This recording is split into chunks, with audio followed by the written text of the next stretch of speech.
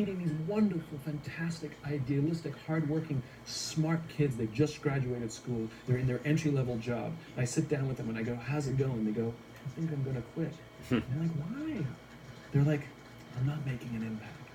I'm like, you've been here 8 months. You know? It's as if they're standing at the foot of a mountain and they have this abstract concept called impact that they want to have in the world, which is the summit. What they don't see is the mountain. I don't care if you go up the mountain quickly or slowly, but there's still a mountain. And so what this young generation needs to learn is patience.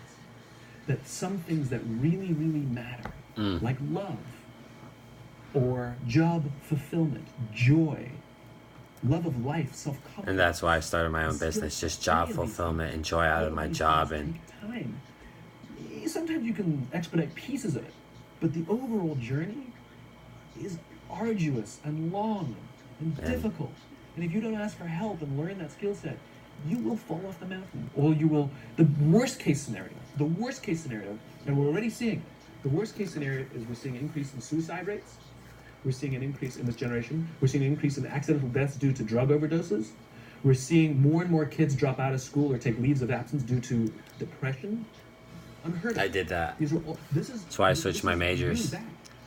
I missed registering for the class. My father died, depressed, dropped out of classes, and just switched my major and forgot about it. Growing up and going through life and just never really finding joy.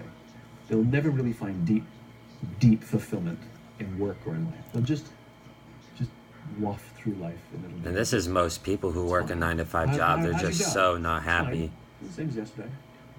How's your relationship? And that's why I started my own that's the business, just to be financially able to do what I want to do and not be stuck on that 9-to-5 and unhappy and the same day in and day out. No day's different. Every day's the same. And people tell you what to do, and Simon goes on to talk about how it's, the corporations don't really care about the individual.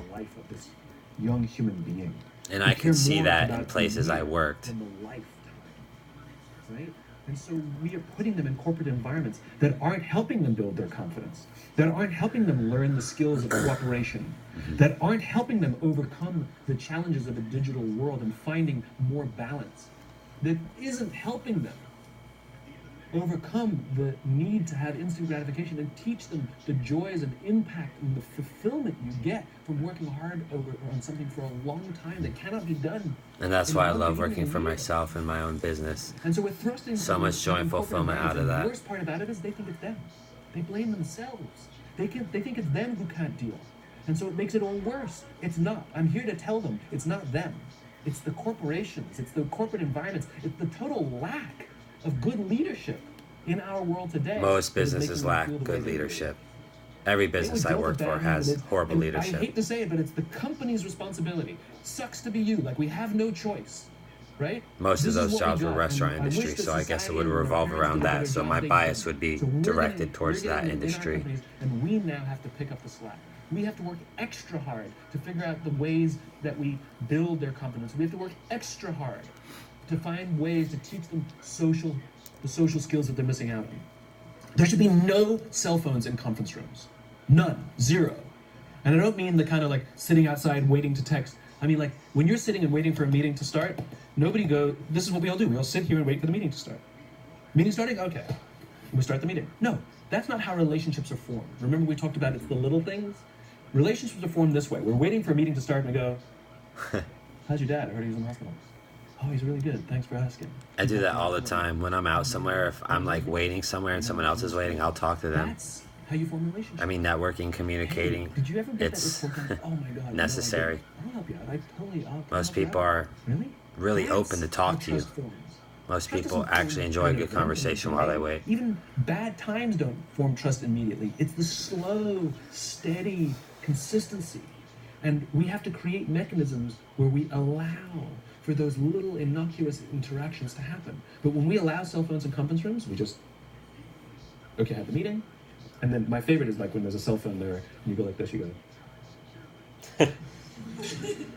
It rings. And looking at the phone, looking up, looking at the phone, looking up. I'm not going to answer that. Everyone does that in class. Mr. Magnanimous. Even me.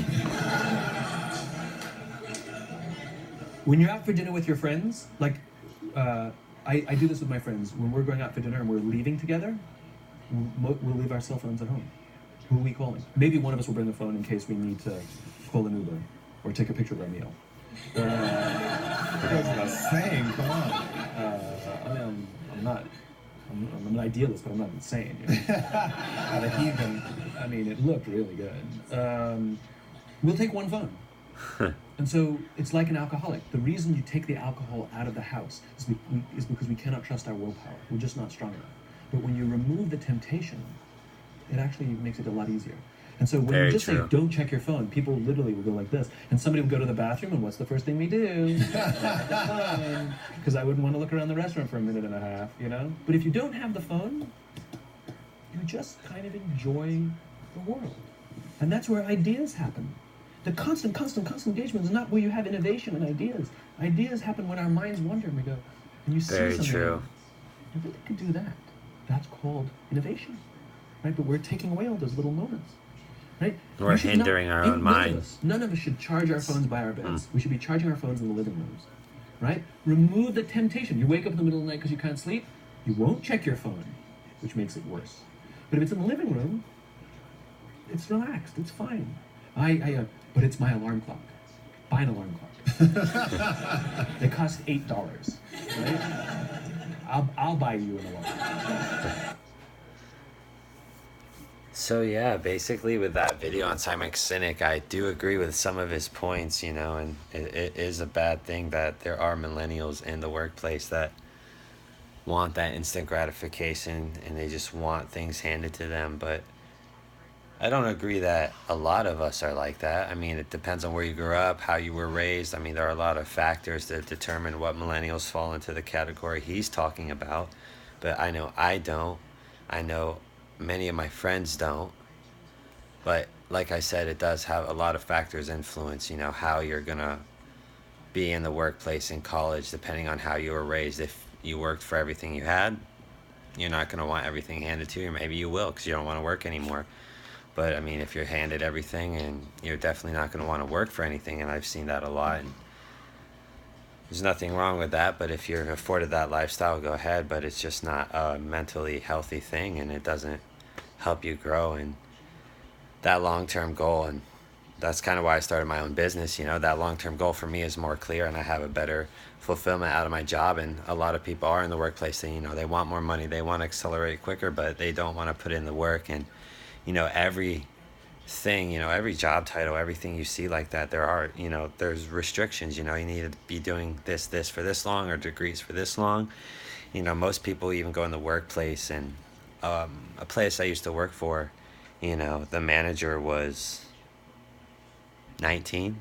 You know, she was there for 2 years. She most definitely knew the layout of the place, you know, how to do everything. You know, she was very good at her job, but she lacked a lot in communication and how to manage people. And you know, and that's just horrible to see that. But a lot of, like he said, organizations, you know, they don't take care of their employees, they don't give them the proper training. And some of them do. It's just a quick little video, you sit down and watch it, your phone's with you, you're on it, you don't pay attention to it. So you know, he does have some good points, but there are millennials out there who are definitely working very, very hard. And there are definitely millennials out there who want everything handed to them. So definitely a great video, and definitely somebody I've actually seen before on Facebook. You know, Tony Robbins, Gary Vaynerchuk, those are some people I watch a lot. Prince E, he's a good guy to watch. A lot of these people kind of